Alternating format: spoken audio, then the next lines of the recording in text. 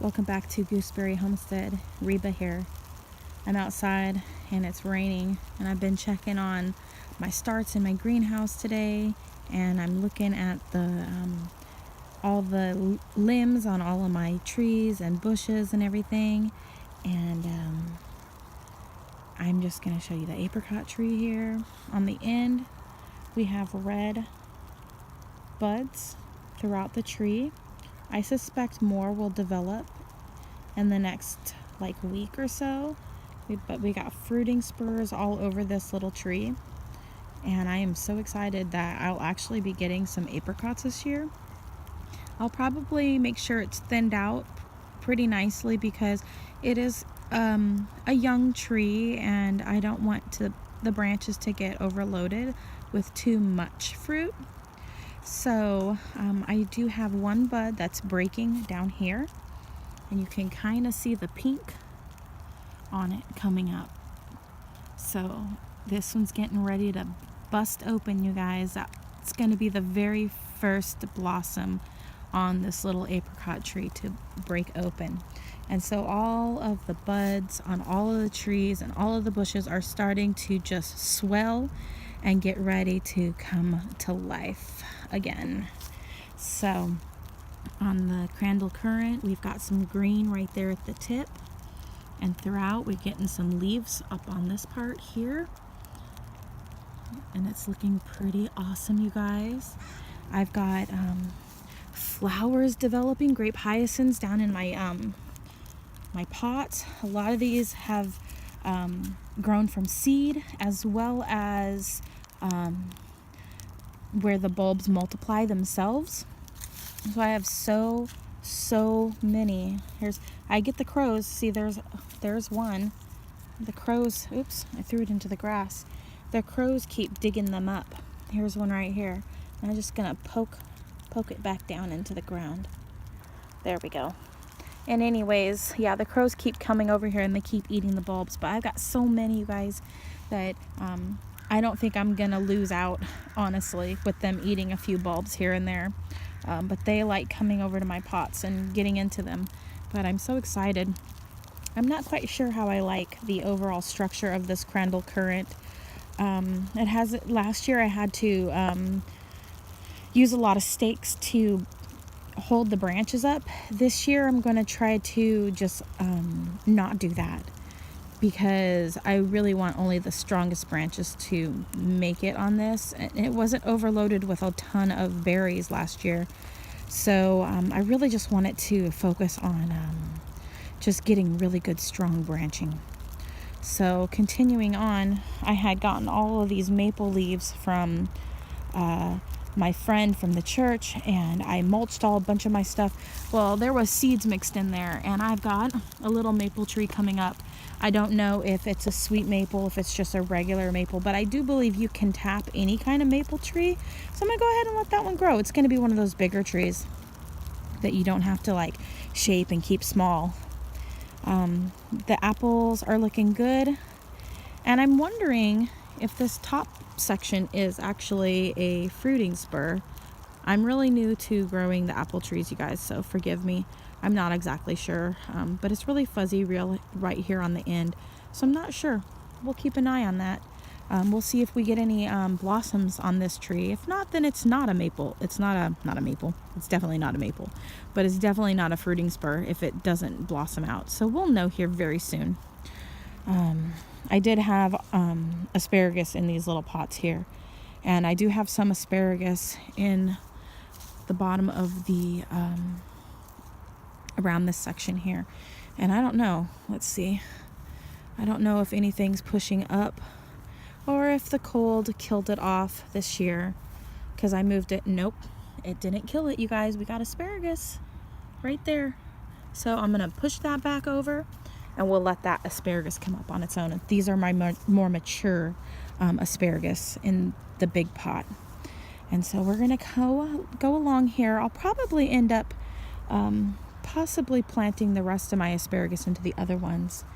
The cherry tree's looking good. Nothing new going on there. I still don't really like the overall shape of it at this point. these 3 branches are just way too close together, you guys, for my liking. But I'm going to leave it alone. I decided I'm not going to mess with this tree at all. I'm not going to do any pruning this season. This one here, I'm liking the overall branches that I have, but I have these 2 branches right here. They're going to cross, and I don't know yet which one I want to keep. And so right now I'm just going to wait. And I keep wanting to cut this one out. That's my gut instinct, just because overall it's pretty symmetrical, other than this one branch right here. The rest of the branches are pretty symmetrical. So I'm hoping maybe I'll get another branch coming off this way, right here in this area, and then I can trim this one out. But I'm just gonna wait. So that is my Bartlett pear. And then my European cherry plum is looking good. I'm expecting a lot of branching out this year, and I was a little bit more conservative with the pruning last season, so I'm ready for some more upward growth on that this year. These are the large gooseberries from the, I'm wanting to say they originated from the Caucasus region of Eurasia. And so these ones, I've got just a few in here. This gooseberry, I don't have a very good success rate of getting it rooted. And so until I get the plant really established and I get really familiar with it, at that point, I believe with more mature limbs, I will have a better success rate of rooting. So I only have a small handful of these ones, so I'm going to cultivate these ones more caringly, and probably only sell like full mature plants, so I can ensure quality in the future. Here is all the spacers on this poor tree. This tree was just bound so tightly that it just didn't, it just needed some love. It needed the spacers to open it up. It was way too tight. So I've got the spacers in there. I'm liking the overall shape. I still my gut wants to just cut off those top 3 branches, maybe even a few more. But I really just want to leave it alone this season and see how things go. I can always trim it back next year. So I think that's what I'm probably going to do. My gut wants to come up here and it wants to trim out this section right here and just have just one branch going off, but I still just feel like it's too congested for that open shaped goblet that I want to go for. And so I may do some summer pruning and just take off the top section of the tree after we see if we get any fruit. But at this point, I'm just going to just leave it alone, but it's really hard for me to do that. We've got leafing out on some of the smaller gooseberries. I did a thing, you guys. I did a thing. That other apricot tree, the smaller one, I went ahead and something told me to go with my gut on this one. And I cut back to a section where there was a lot of bark peeling away, a lot of the cambium layer that had pulled away. And this whole section was dead. Like, there was no growth. Like, there was no green cambium in there at all. And I was like, whoa, I'm glad I went with my gut. So then I trimmed back the branches and stuff where there was some other damage, and along the bark areas where the cambium layer was. And I just did a really hard prune on this. And this isn't typically what you want to do. Don't do this unless you're brave. I have another backup tree, so I'm not like so overly concerned about it, you guys. But I have growing nodes here. And I trimmed this branch off, and I trimmed this branch back to here. It looks more like a bonsai tree at this moment, but I have a growing node here, and there's another one right here on this other side. And then I have this one here, and it looks like it's going to be developing more. There's a growing node right there. And there's another one on this other side right here. But there's even some down here lower on the trunk. So I'm just going to watch it now. I said I was going to just leave it alone this year. already, but I'm glad I trimmed that away because the top half of the tree was going to die anyways. So I trimmed it off to a more healthy point. And with all the videos I've been watching, and they're saying when the cambium layer gets compromised, it allows disease to set in. And so I decided to just trim it to a more healthy area. And now we'll just watch it grow this year. And I'm hoping for a kind of a new central leader to bring it up to a little bit higher height. And then at that point, when I get to a little bit higher height, then I can shape it into that goblet shape that I am wanting on this tree. And so I'm happy with what I've done. I feel really bad for the tree. I butchered it last year and I'm just learning. So, I mean, I grew it from seed and the other one is looking really great. So I'm just going to leave it alone now. And you guys will just come along for the growth of it this year. And we'll just see how beautiful it becomes again. And so, yeah, so there's that. And then my Ivan's Beauty Mountain Ash is looking really beautiful.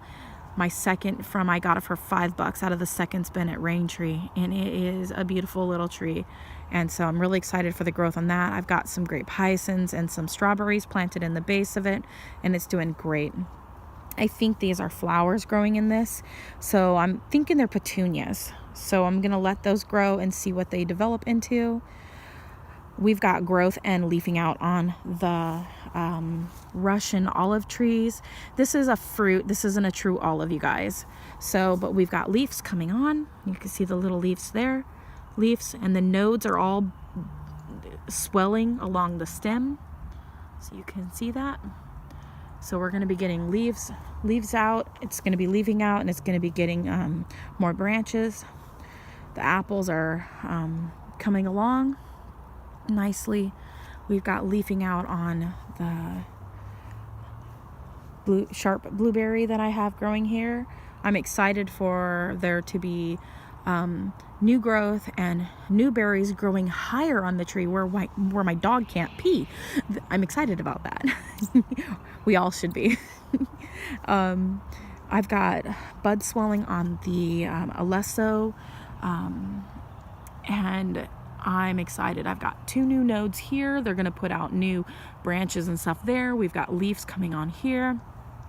Same thing on around these other areas. I am excited for the branching on this I keep wanting to call it a tree, but it's a bush. And then we've got nodes down here. This is going to branch out. It's going to put on leaves and it's going to branch out. And I've got all these all the way around. You guys, I'm so excited. And I've also got bulbs in this one too. Not everything grows. My strawberries did not do well with the elderberries.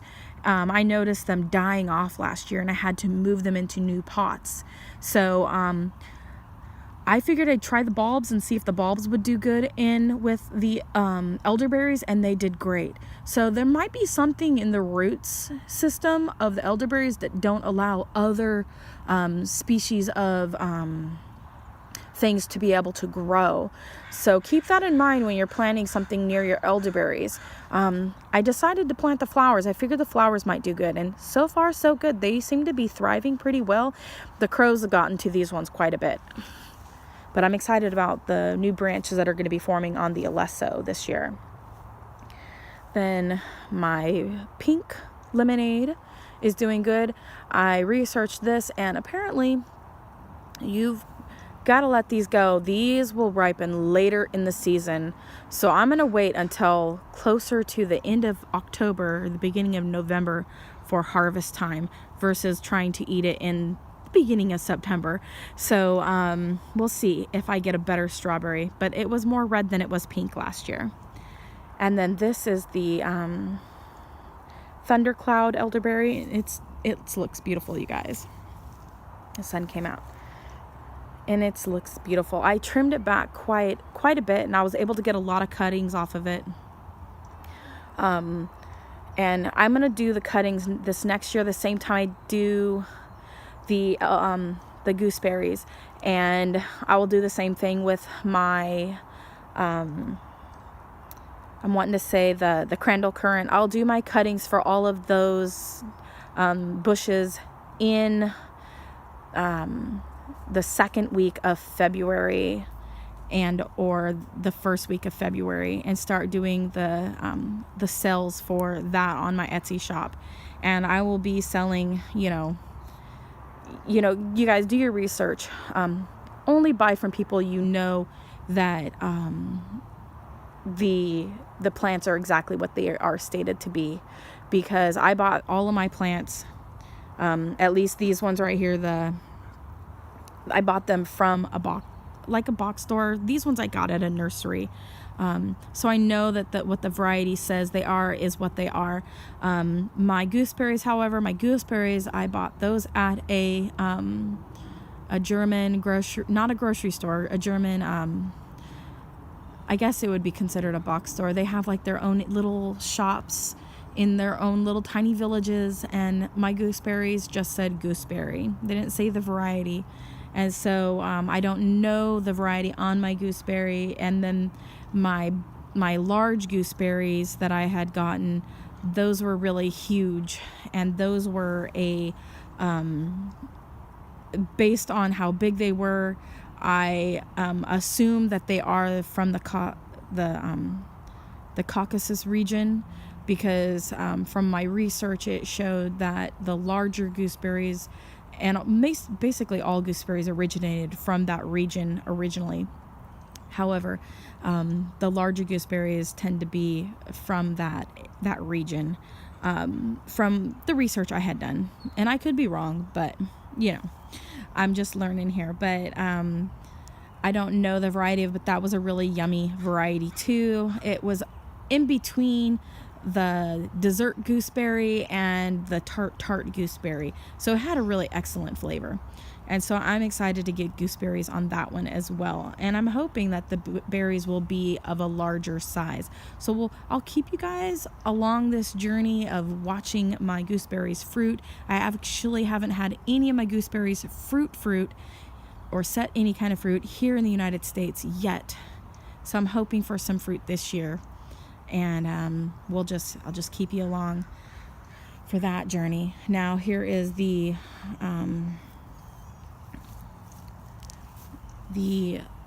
lilac that I got from my friend, and so it's doing good. It's getting ready to leaf out. I haven't gotten any blossoms on this one yet, so I'll be watching that. I'm excited for that. I don't know if I like lilacs yet, so this is a journey.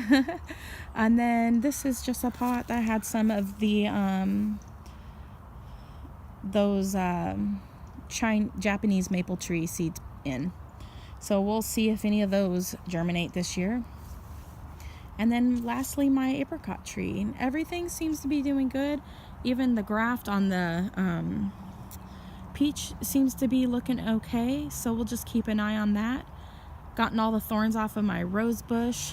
Just kind of I wait till they get all like dark colored, like woody, and then I break them off, and so I don't get my sweater caught on them. But everything's looking good. Not a whole lot going on with the apple trees over here, and I do have leafing coming on the raspberries and blackberries and boysenberries. My double gold raspberry is looking pretty pathetic, so I don't know. I'm hoping for some growth on that, you guys. But anyways, that's pretty much it, you guys. I'm hoping that my sage comes back and looking beautiful, but it looks pretty cruddy right now. But anyways, thanks for coming along today. Comment, like, and subscribe. Click that bell button. And as always, you guys, have a wonderful day, and God bless. Bye.